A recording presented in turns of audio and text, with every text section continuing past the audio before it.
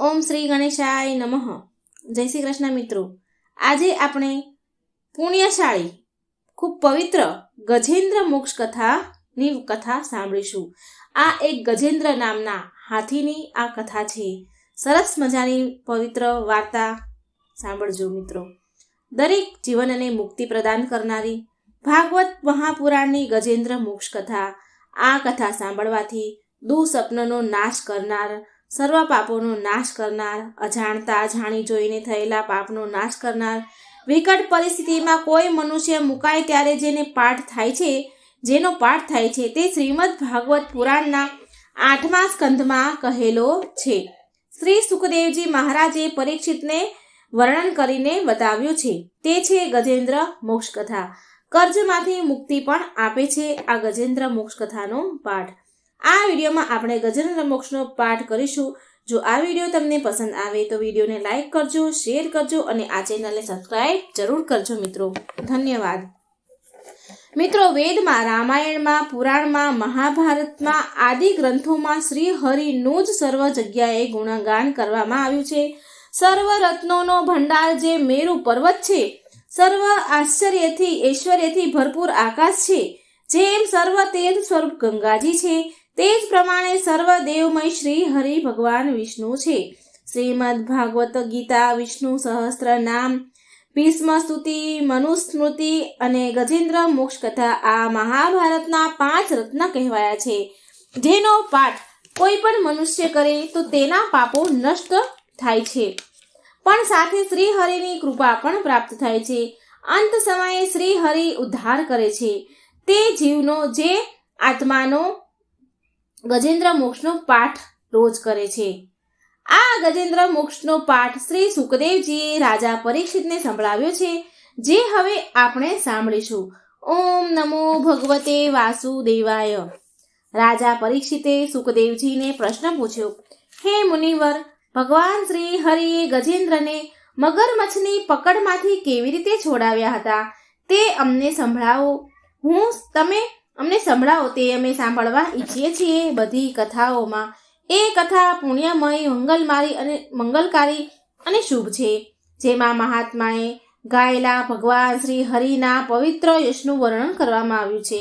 ત્યારે સુખદેવજી બોલ્યા, હે પરીક્ષિત રાજન, શીર સમુદ્રમાં એક ત્રિકૂટ નામે પ્રસિદ્ધ સર્વ સમૃદ્ધિઓથી યુક્ત એક શ્રેષ્ઠ પર્વત હતો. તે 10,000 યોજન ઊંચો હતો. એ પર્વતના શિખરો એવા હતા જેમાં સુવર્ણ, રત્ન, ધાતુઓથી રંગબેરંગી શોભા આપતા હતા. વિવિધ જાતના વૃક્ષો, વેલાઓ, ઝાડીઓ હતા.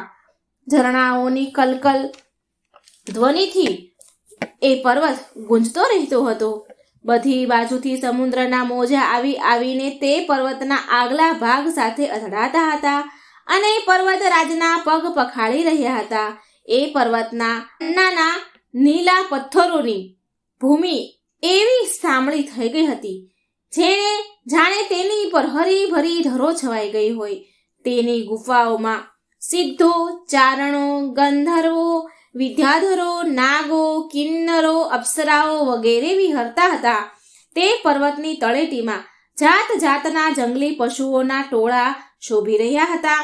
અનેક પ્રકારના વૃક્ષોથી દેવોના ઉદ્યાનમાં સુંદર સુંદર પક્ષીઓ મધુર મધુર કલરવ કરતા રહેતા હતા. તે પર્વતમાં ઘણી નદીઓ અને સરોવર પણ હતા. તેનું પાણી ઘણું નિર્મળ હતું. તેના કાંઠે ઝાડીઓની વીણુક એટલે કે રેતીઓ ચમકતી હતી. મણીઓની વીણુક રેતીઓ ચમકતી હતી.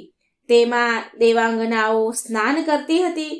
તે પર્વતના ઘોર જંગલમાં ઘણી બધી હાથણીઓ સાથે એક ગજેન્દ્ર રહેતો હતો. તે મોટા મોટા શક્તિશાળી હાથીઓનો સરદાર હતો.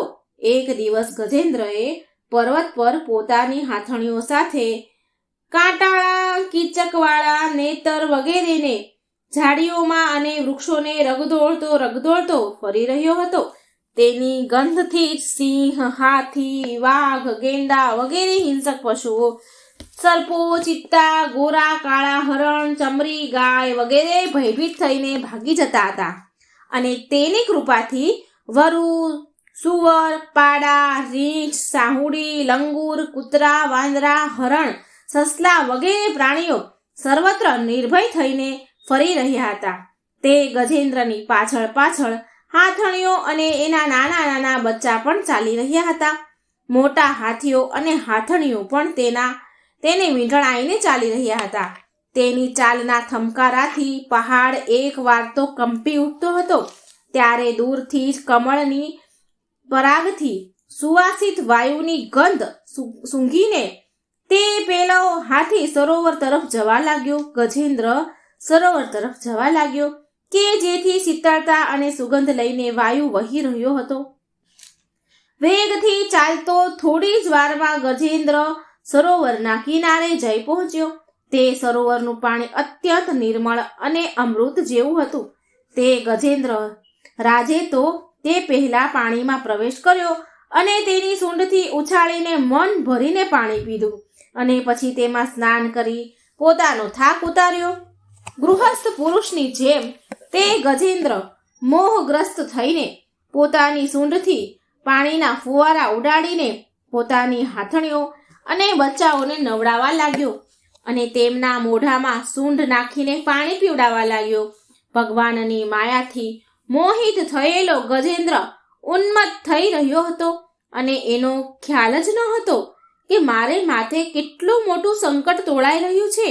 સુખદેવજી પરીક્ષિત રાજાને કહે છે, હે રાજન, ગજેન્દ્ર તે સમયે એટલો ઉન્મત્ત થઈ રહ્યો હતો કે તે સમયે પ્રારબ્ધની પ્રેરણાથી એક બળવાન મગરે ક્રોધે ભરાઈને તેનો પગ પકડી લીધો.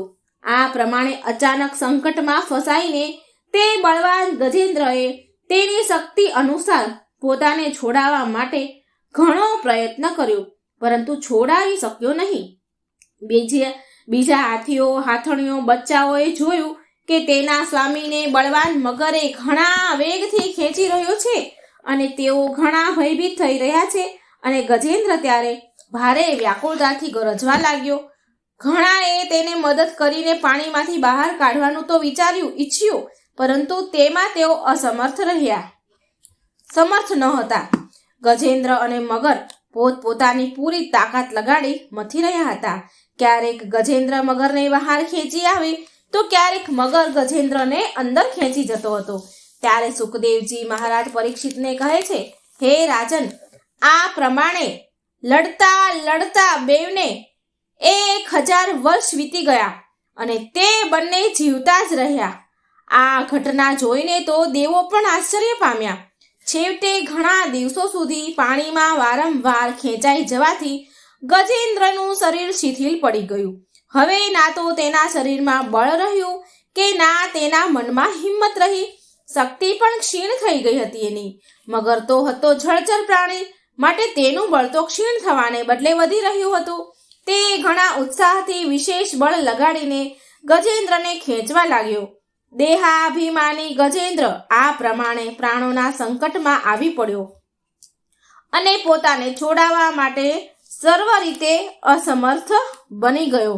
ઘણા સમય સુધી તેને છુટકારો મેળવવાના ઉપાયથી વિચાર કર્યો, ઘણા ઉપાયો કર્યા અને અંતે તેણે એ નિશ્ચય કર્યો કે તેણે મનમાં વિચાર્યું કે આ મગર વિધાતાનો ફંદો છે, તેમાં ફસાઈને હું આતુર થઈ રહ્યો છું. જ્યારે મને મારી બરાબરીના હાથીઓ પણ આ સંકટમાંથી ઉગારી નથી શક્યા, તો વિચારી આ હાથણીઓ તો કેવી રીતે છોડાવી શકે? ત્યારે હું સમસ્ત વિશ્વના એકમાત્ર આશ્રય ભગવાનનું જ શરણ લઉં છું. કાળ ઘણો જ બળવાન છે.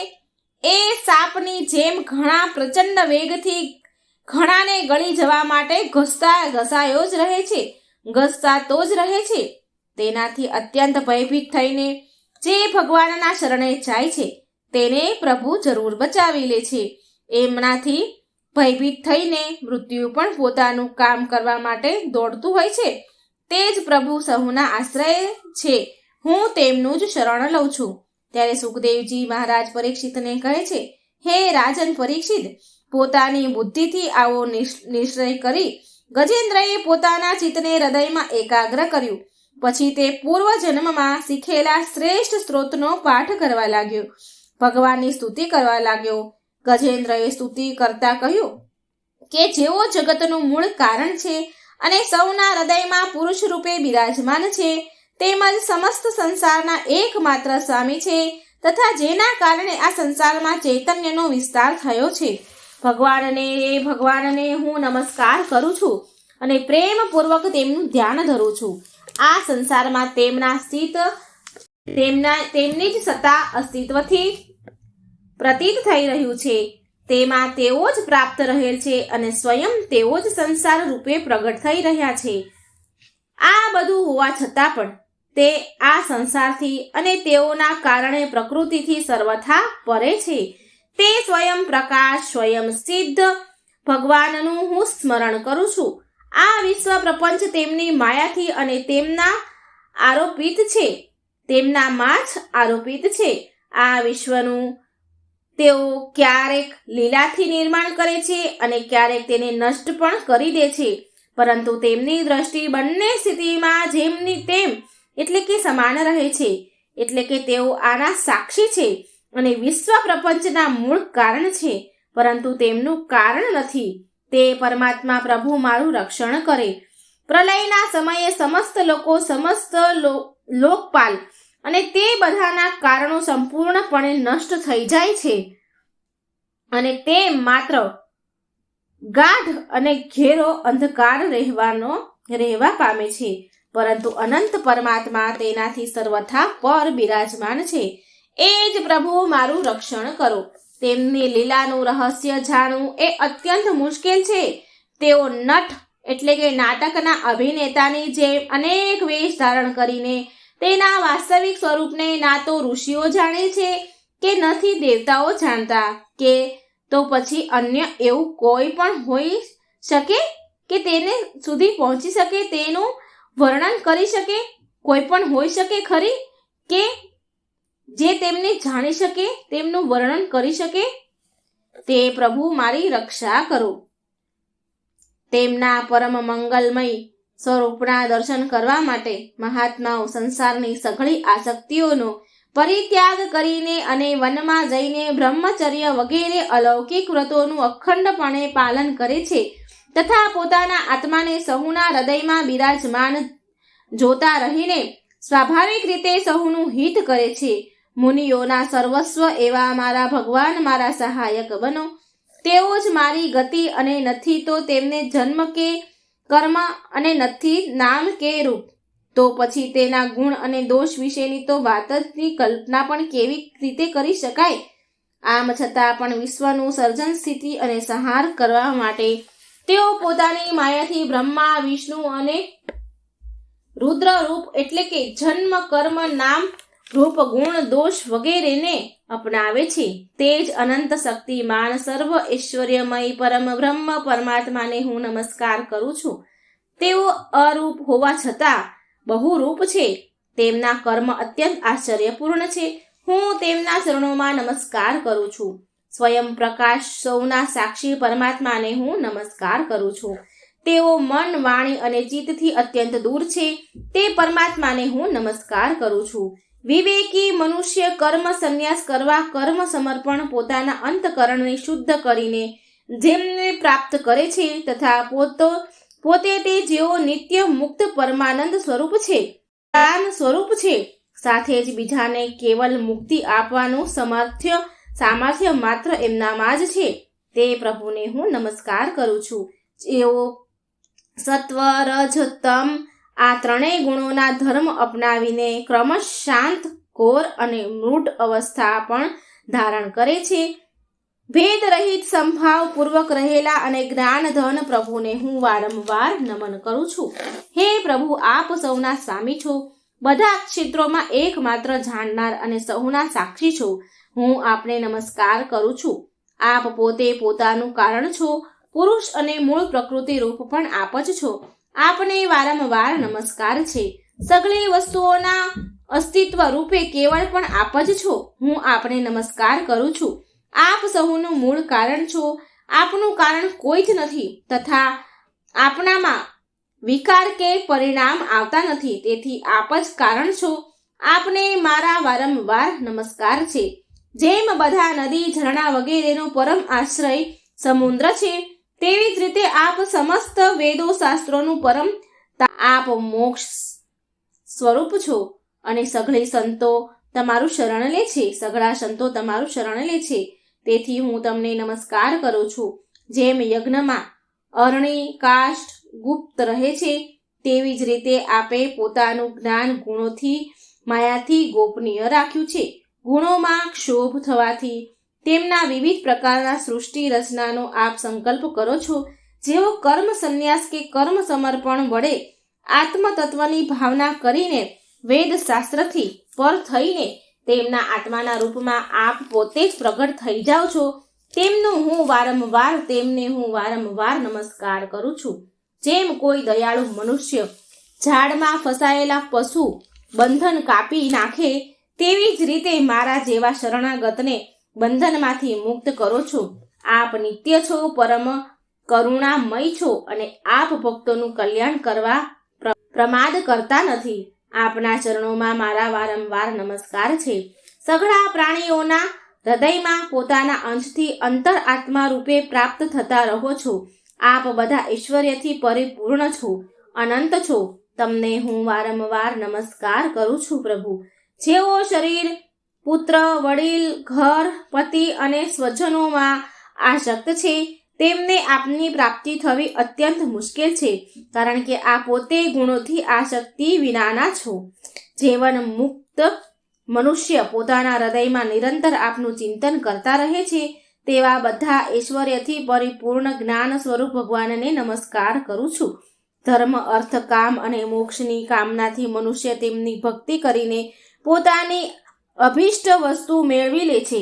એટલું જ નહીં, તેઓ મનુષ્યનો બધા જ પ્રકારનું સુખ આપો છો અને પોતાના જેવું જ પાર્ષદ શરીર પણ આપો છો. જેઓ અપાર દયાળુ છે, એવા પ્રભુ મારો ઉદ્ધાર કરો. જેમના અનન્ય પ્રેમ ભક્તો તેમના શરણે રહીને તેમની પાસેથી કોઈ પણ વસ્તુની મોક્ષ સુધાની પણ કામના કરતા નથી, તેમની પરમ દિવ્ય મંગલમય દિવ્યાઓનું ગાન કરતા રહીને આનંદ સાગરમાં ડૂબતા રહે છે, તેઓ અવિનાશી સર્વશક્તિમાન ભક્ત ઇન્દ્રિયાતીત અને અતિ સૂક્ષ્મ છે. જેઓ અત્યંત પાસે હોવા છતાં પણ ઘણા દૂર છે, જેઓ આધ્યાત્મિક યોગ એટલે કે જ્ઞાન યોગ અથવા ભક્તિ યોગ દ્વારા પ્રાપ્ત થાય છે, તે જ આદિ પુરુષ અનંત અને પરિપૂર્ણ પરબ્રહ્મ પરમાત્માની હું સ્તુતિ કરું છું. જે પ્રમાણે અગ્નિમાંથી જ્વાળા નીકળે છે અને એમાં જ લીન થઈ જાય છે, તેમ સૂર્યમાંથી કિરણો નીકળે છે અને એમાં જ લીન થઈ જાય છે, તેવી જ રીતે આ સમસ્ત વિશ્વ પ્રપંચ અર્થાત ગુણોના પ્રવાહ રૂપ બુદ્ધિ, મન, ઇન્દ્રિય તમામ શરીરો તેમાંથી જ ઉત્પન્ન થાય છે અને તેમનામાં જ લીન થઈ જાય છે. તે ભગવાન નથી, દેવ કે નથી અસુર કે નથી મનુષ્ય કે નથી પશુ પક્ષી, નથી સ્ત્રી કે નથી પુરુષ કે નથી નપુંસક. તેઓ ગુણ, કર્મ, કાર્ય અને કારણ પણ નથી, પરંતુ આ બધાનો નિષેધ થઈ જતા જે કંઈ શેષ રહે છે તે જ તેમનું સ્વરૂપ છે, તથા તેઓ જ સર્વકાય છે. પરમાત્મા, મારો ઉદ્ધાર કરો. હું હાથીની આ યોનિમાં જીવવા ઈચ્છતો નથી, કારણ કે અંદર બહાર બધી જ બાજુએ અજ્ઞાનના આવરણથી તે ઢંકાયેલ છે. તેને હયાત રાખીને હું શું કરવાનો છું? હું શું કરું? એને હયાત રાખીને શું કરવાનું? પ્રભુ, આત્માના પ્રકાશને ઢાંકી દેનારું જે અજ્ઞાન છે તેનાથી હું મુક્તિ ચાહું છું, કારણ કે આત્મતત્વના જ્ઞાનનો નાશ કરવા કાળ સમર્થ નથી. તેથી હું તે પરબ્રહ્મ પરમાત્માના શરણે થયો છું કે જેઓ વિશ્વરહિત હોવા છતાં પણ સંસારના રચનાકાર અને વિશ્વરૂપ છે, અને સાથે સાથે જેઓ વિશ્વના અંતરાત્મા રૂપે વિશ્વરૂપી સામગ્રીથી ક્રીડા પણ કરતા રહે છે. તે અજન્મમાં પરબ્રહ્મ સ્વરૂપને હું નમસ્કાર કરું છું. યોગી જનો યોગ વડે કર્મ અને વાસના અને કર્મ ફળને બાળી નાખીને પોતાના યોગ શુદ્ધ હૃદયમાં જે યોગેશ્વર ભગવાનનું સાક્ષાત્કાર કરે છે, તે પ્રભુને હું નમસ્કાર કરું છું. હે પ્રભુ, આપણી સત્વ, રજ, તમ એ ત્રણેય શક્તિઓના સંગ વડે વગેરેના વેગ અસહ્ય છે. સઘળી ઇન્દ્રિયો અને મનના વિષયોના રૂપમાં પણ તેમ જ પ્રતીત થાવ છો. તમે જ પ્રતીત થાવ છો. તેથી જેની ઇન્દ્રિયો વશમાં નથી તે લોકો તો આપણી પ્રાપ્તિનો માર્ગ પણ પામી શકતા નથી. તમારી શક્તિ અનંત છે. તમે શરણાગત છો. તમને હું વારંવાર નમસ્કાર કરું છું. તમારી જ માયા ભાવથી આત્મ સ્વરૂપ ઢંકાયેલું છે. તેઓ આ જીવ પોતાના સ્વરૂપને ઓળખી શકતો નથી. આપનો મહિમા અપાર છે. તે સર્વશક્તિમાં અને માધુર્ય ના ભંડાર ભગવાનના શરણમાં હું છું. શ્રી સુખદેવજી મહારાજ પરીક્ષિતને કહે છે, હે રાજન, આ પ્રમાણે ગજેન્દ્રએ કોઈ ભેદભાવ વિના નિર્વિશેષ રૂપે ભગવાનની સ્તુતિ કરી. તેથી વિભિન્ન નામ રૂપોને પોતાનું સ્વરૂપ માનનારા બ્રહ્મા વગેરે દેવો તેને બચાવવા માટે આવ્યા નહીં. ત્યારે પોતે સર્વ આત્મા હોવાના કારણે સર્વદેવ સ્વરૂપ ભગવાન શ્રી હરિ પોતે જ ત્યાં પ્રગટ થઈ ગયા. વિશ્વના એકમાત્ર આધાર ભગવાનને જોયું કે ગજેન્દ્ર અત્યંત દુઃખી થઈ રહ્યો છે. તેથી તેની સ્તુતિ સાંભળીને ચક્રધારી ભગવાન વેદમય ગરુડજી પર સવાર થઈને અત્યંત વેગપૂર્વક ત્યાં જવા ચાલી નીકળ્યા. જ્યાં ગજેન્દ્ર ભારે સંકટમાં ફસાયેલો હતો. તેમની સાથે સ્તુતિ કરતા કરતા દેવો પણ ત્યાં આવી ગયા. તે સરોવરમાં બળવાન ગ્રાહ મગરે તે ગજેન્દ્રને પકડી રાખ્યો હતો અને તે અત્યંત વ્યાકુળ થઈ રહ્યો હતો. જ્યારે તે તો ગરુડજી પર સવાર થઈને ભગવાન હાથમાં ચક્ર ધારણ કરેલા ભગવાન શ્રી હરિને આકાશમાં જોયા ત્યારે તેણે પોતાની સૂંઢમાં કમળનું એક સુંદર પુષ્પ લઈને ગજેન્દ્રએ ઊંચું કર્યું અને તે ઘણા દુઃખ સાથે બોલ્યો. ગજેન્દ્ર કહે છે, હે નારાયણ, હે જગતગુરુ, હે ભગવાન, તમને નમસ્કાર છે. જ્યારે ભગવાને જોયું કે ગજેન્દ્ર અત્યંત દુઃખી થઈ રહ્યો છે ત્યારે તે એકાએક જ ગરુડજી પરથી ઉતરી ગયા અને દયા કરીને ગજેન્દ્રની સાથે જ મગરને પણ અત્યંત ઝડપથી સરોવરની બહાર ખેંચી લાવ્યા. પછી ભગવાન દેવોના જોતા જ ભગવાન શ્રી હરિએ ચક્રથી મગરનું મોઢું ચીરી નાખ્યું અને ગજેન્દ્રને મુક્ત કરી દીધો. ત્યારે સુખદેવજી મહારાજ પરીક્ષિતને કહે છે, હે રાજન, તે સમયે બ્રહ્મા, શંકર વગેરે દેવો, ઋષિઓ, ગંધર્વો અને ભગવાન શ્રી હરિના આ કાર્યની પ્રશંસા કરવા લાગ્યા અને તેમના પર પુષ્પવૃષ્ટિ કરવા લાગ્યા. સ્વર્ગમાં નગારા વાગવા લાગ્યા, ગંધર્વો ગીત ગાવા લાગ્યા, નાચવા લાગ્યા, ઋષિઓ, ચારણો, સિદ્ધો ભગવાન શ્રી પુરુષોત્તમની સ્તુતિ કરવા લાગ્યા. ભગવાન શ્રી હરિના સુદર્શન ચક્રથી કપાઈ જવાથી તે મગર આશ્ચર્ય પામ્યો, આશ્ચર્યમય દિવ્ય સ્વરૂપ ધારી બની ગયો. આ મગર એક હું નામનો એક શ્રેષ્ઠ ગંધર્વ હતો. એના પૂર્વજન્મમાં દેવલ ઋષિના શ્રાપથી તેને આ ગતિ પ્રાપ્ત થઈ હતી. અત્યારે તે ભગવાનની કૃપાથી તે મુક્ત થઈ ગયો. તેણે સર્વેશ્વર ભગવાનના ચરણોમાં માથું મૂકીને પ્રણામ કર્યા. ત્યાર પછી તે ભગવાનના યશનું ગાન કરવા લાગ્યો. મગર જેને દિવ્ય સુખ ધારણ કરી લીધું હતું. વાસ્તવમાં અવિનાશી ભગવાન જ સર્વશ્રેષ્ઠ કીર્તિ સંપન્ન છે અને તેમના ગુણ તથા તેમની મનોહર લીલા ગાવા યોગ્ય છે. ભગવાનના કૃપા સભર સ્પર્શથી તે મગરના બધા જ પાપ દુઃખો નાશ પામ્યા. તેણે ભગવાનની પરિક્રમા કરીને તેમના ચરણોમાં પ્રણામ કર્યા અને સહુને જોતા જ પોતાના લોક ભણી પ્રયાણ કર્યું. ગજેન્દ્ર પણ ભગવાનનો સ્પર્શ થતા જ અજ્ઞાનના બંધનમાંથી છૂટી ગયો. તેને ભગવાનનું રૂપ પ્રાપ્ત થઈ ગયું. પીતાંબરધારી અને ચતુર્ભુજ રૂપ બની ગયું ગજેન્દ્ર. આ ગજેન્દ્ર પૂર્વજન્મમાં દ્રવિડ દેશનો પાંડવ વંશીય રાજા હતો. તેનું નામ હતું ઇન્દ્રદ્યુમ્ન. તે વિખ્યાત વિષ્ણુ વ્રત પારાયણ હતો. એક સમયે તે રાજ્યનો ત્યાગ કરીને હિમાલય પર્વત પર જટા વધારીને તપસ્વીની વેશ ધારણ કરી રહેતો હતો. તે મૌન વ્રત ગ્રહણ કરીને તે સર્વશક્તિમાન ભગવાનની આરાધના કરતો હતો. તે સમયે નસીબવશ જોગી પરમ યશસ્વી અગસ્ત્ય મુનિ પોતાના શિષ્યની મંડળી સાથે ત્યાં પધાર્યા. તેમણે જોયું કે ત્યાં પ્રજાના પાલન, ગ્રહસ્થી, યોગી, અતિથિ સેવા વગેરેના પરિત્યાગ કરીને તપસ્વીઓની જેમ એકાંતમાં બેસીને ઉપાસના કરી રહ્યા છે. તેથી તે ઋષિએ અગસ્ત્ય મુનિએ અત્યંત ક્રોધમાં આવીને રાજા ઇન્દ્રધૂમને શ્રાપ આપ્યો. ઋષિ બોલ્યા કે આ રાજાએ ગુરુજનો પાસેથી બોધ ગ્રહણ કર્યા નથી અને અભિમાનને લીધે પરોપકારમાંથી નિવૃત્ત થઈને દુરાત્મા બની ગયા છે.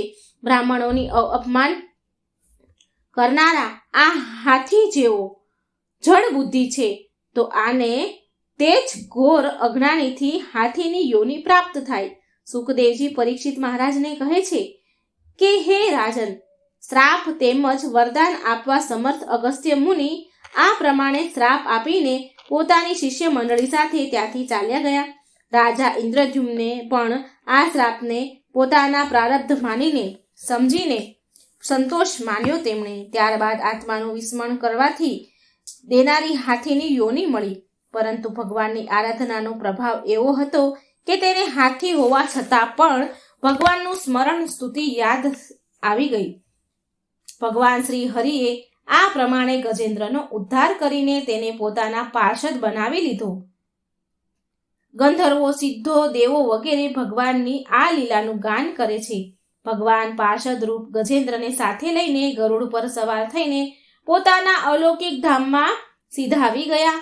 શ્રી સુખદેવજી પરીક્ષિતને કહે છે કે હે કુરુવંશ શિરોમણી, મેં ભગવાન શ્રી કૃષ્ણનો મહિમા અને ગજેન્દ્ર મોક્ષની કથા તમને કહી સંભળાવી.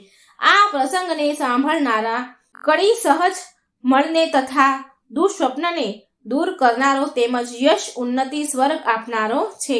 તેથી કલ્યાણ વાંચુ બ્રાહ્મણો, મનુષ્યો એ દુઃસ્વપ્ન વગેરેનું શમન કરવા માટે વહેલી સવારે જાગતાની સાથે પવિત્ર થઈને આનો પાઠ કરવો જોઈએ.